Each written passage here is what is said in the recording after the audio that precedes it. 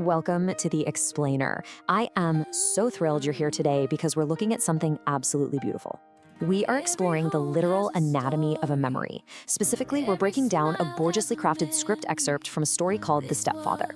We're going to look at how a totally ordinary, seemingly mundane morning in Accra forged this extraordinary, unbreakable bond between an 8-year-old girl named Jasmine and her father.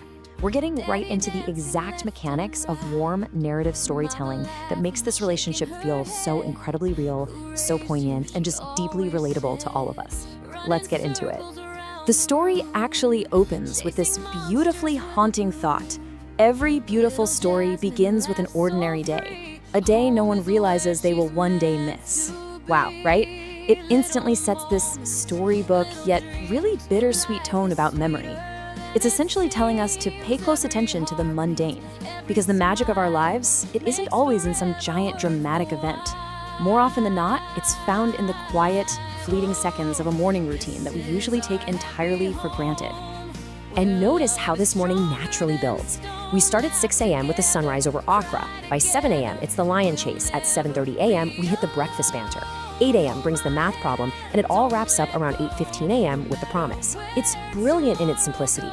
Walking through this timeline shows us exactly how a parent can intentionally pack a lifetime of connection into just a couple of hours before the day even really begins. So, zooming in on that 7 a.m. slot, the narrative immediately shifts to how the father builds this undeniable emotional connection. And he doesn't do it through serious, sit-down lectures. No way. He does it through physical, uninhibited play right there in the living room. We like to call it the Jungle King approach. He literally becomes a roaring lion, completely dropping any pretense of adult seriousness just to actively engage his daughter in her own world. It's basically a highly effective 3-step methodology for ensuring uncontrollable laughter. Step 1, you act like a roaring lion. Step 2, you dramatically slip on a toy. And step 3, you look completely ridiculous to make her daughter laugh. The source text actually notes a funny cartoon boing sound effect here. I mean, he is willing to sacrifice his dignity entirely just to hear her laugh. And honestly, that is the absolute hallmark of active, intentional, and deeply loving parenting. To really get the dynamic of this household, we get this wonderful, grounded perspective from Alma, the mother, who's watching from the kitchen doorway. She says, "I married one child and somehow ended up raising 2. She's literally trying not to laugh as she stirs the breakfast. This amused perspective perfectly highlights the childlike joy of the father. He isn't trying to be this stern, untouchable patriarch. He's in the trenches of childhood right alongside his daughter. And the energy just stays wonderfully high from there. The father proudly defends himself, claiming, "I'm simply keeping myself young." To which 8-year-old Jasmine, arms folded with a cheeky smile, shoots right back. It's working a little too well. This sharp, loving banter proves that Jasmine's quick wit matches her dad's perfectly. He's created an environment where she feels completely safe to joke with him, viewing him as a trusted equal in their play. Which brings us to a really fascinating thematic comparison: expensive vacations versus the breakfast table. So often society tells us that to build lasting memories with our kids, we need these grand, expensive gestures. You know, huge trips, massive theme parks, sweeping events. But this perfectly contrasts those grand expectations against this family's grounded reality. The narrator explicitly points out that there was absolutely nothing extraordinary about mornings in their home, and that is exactly what made them perfect. Because that perfection is actually found in comedic little conflicts. Jumping straight to 7:30 a.m., we hit the breakfast table with Jasmine's snappy accusation. "Dad, you stole my sausage!"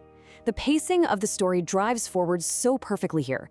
It's this tiny, relatable micro-betrayal that instantly injects humor and life right into the scene. So the father tries to play it cool, right? He hides his hands behind his back, smiles innocently, and demands that she prove it. But his innocent demand for proof is instantly defeated by the evidence literally on his face. He's got ketchup smeared right across his cheek. Alma simply points it out, causing the whole room to just erupt into this warm, genuine family laughter. But you know, the father's role goes far beyond just being the clown of the house. As we move into the math workbook scene at 8 a.m., the dynamic shifts. This is really where confidence meets comedy. He confidently pulls Jasmine's math workbook toward himself, dramatically announcing that a mathematical genius is about to work. He puts on this grand display of faux confidence, which sets up the next moment just flawlessly. So what happens next? He proudly writes the wrong answer. Jasmine studies it, grins, and tells him he's the one who needs school. The father throws his hands up dramatically in total surrender.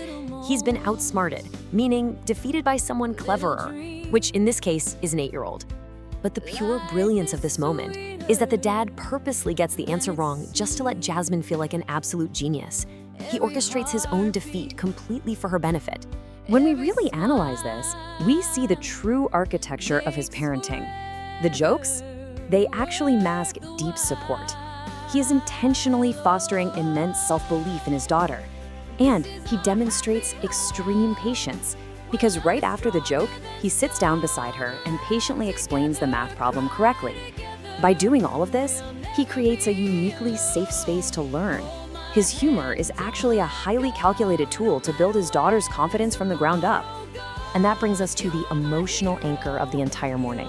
The playful energy settles down, the father gently places his hand on her shoulder, and he says, "No matter how big you grow, I'll always be on your side." This represents the absolute ultimate lesson of his parenting style, because beneath all the silliness, the lion roaring, and the stolen sausages, there is this solid bedrock of unwavering support that Jasmine is going to carry with her forever. Jasmine wraps her arms tightly around him for a final embrace. She asks, "Promise?" And he simply replies, "Always."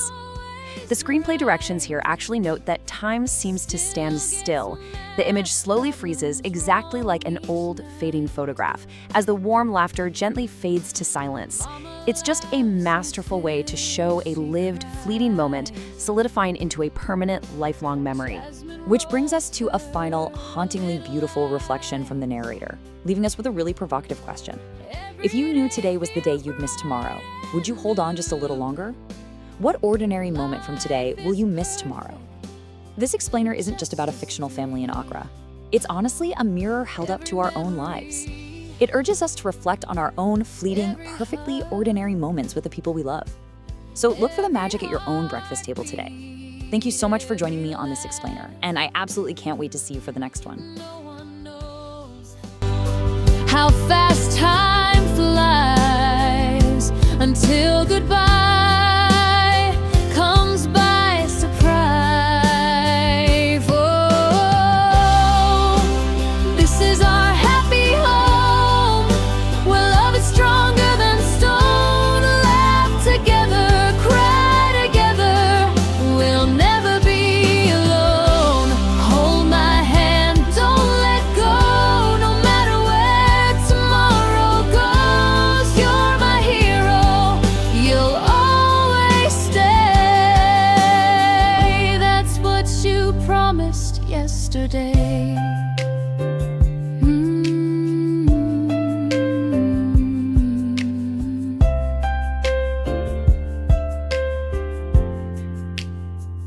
No matter how big you become, I'll always be here. Always. Oh, this was our happy home, filled with love we've always known. Though tomorrow may bring tears, love will stay through all the years. Hold my heart, don't fade away. Some promises forever stay, even when the world has changed. Love remembers every name. Sometimes the happiest memories